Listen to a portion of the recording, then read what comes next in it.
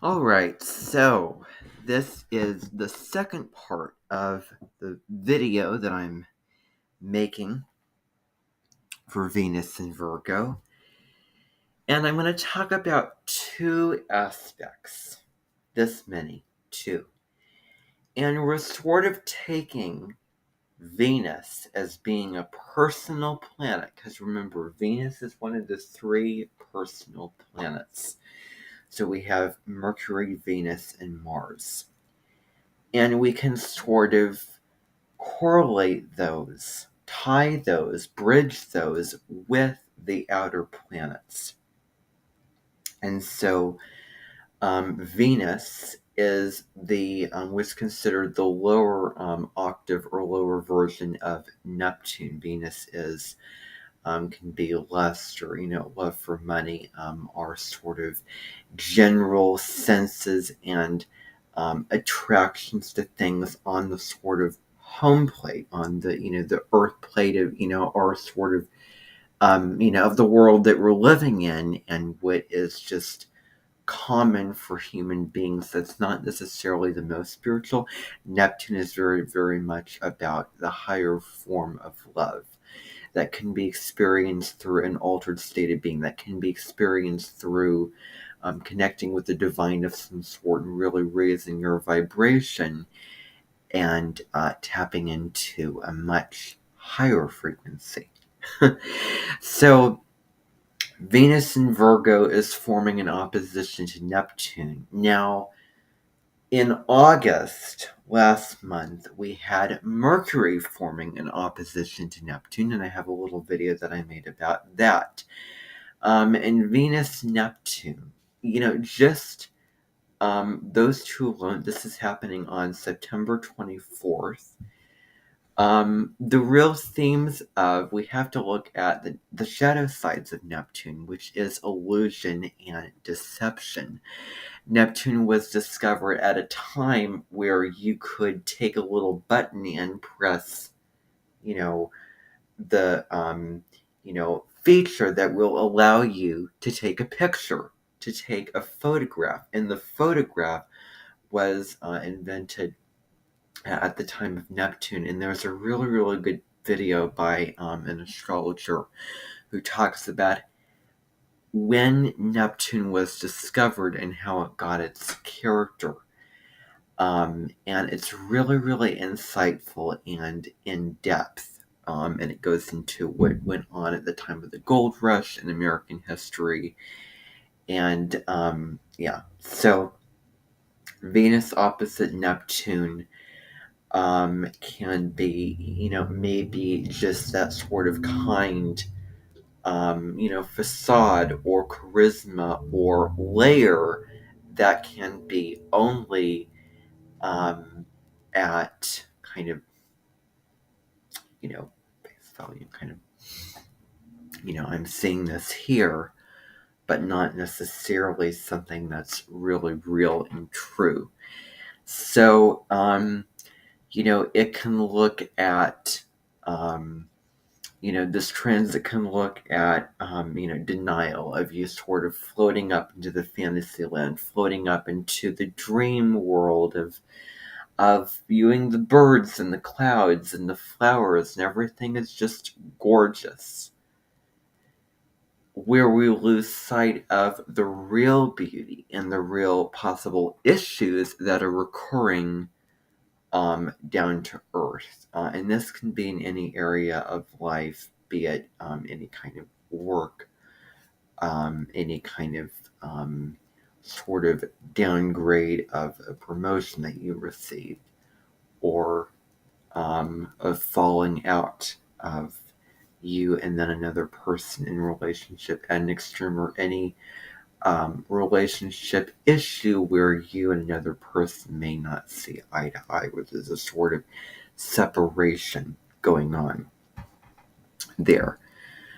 And you could be, you could be, I don't want to, I kind of thinking about how predictive or prescriptive I make these videos. But it may be easy to get swept up by something, that looks good, that may, appear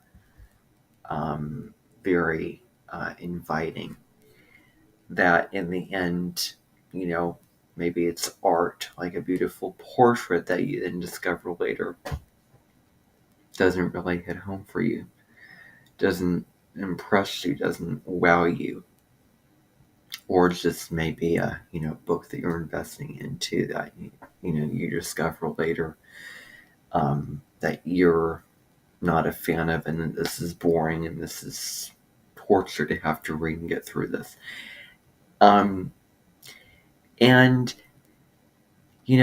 finding what you are creative with. It doesn't have to be just music, singing, writing, even painting, sculpture. It can be designing a map.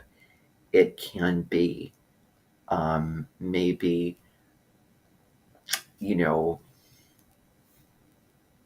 gardening in a type of way, and being able to raise plants. In September in the northern hemisphere, when we're moving into fall time, and down the southern hemisphere when things are springing up for them.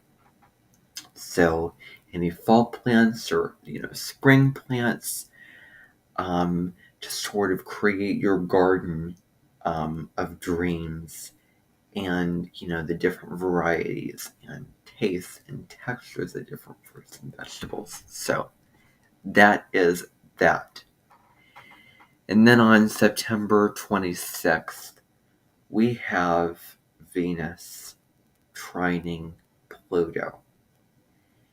And Venus trine Pluto is a wonderful time to go after what you feel passionate about.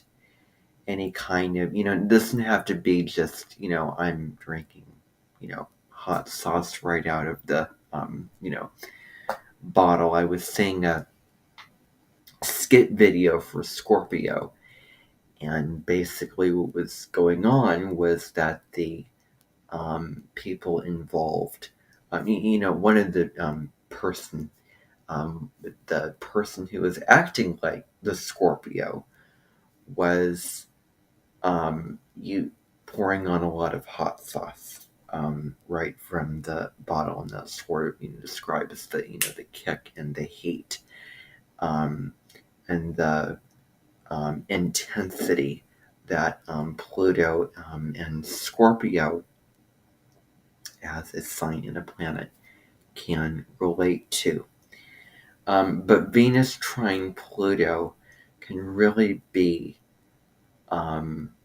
just, loving somebody for who they truly are, making amends with somebody, um, deepening your connection, allowing yourself to feel that connection and that synastry between one person and another.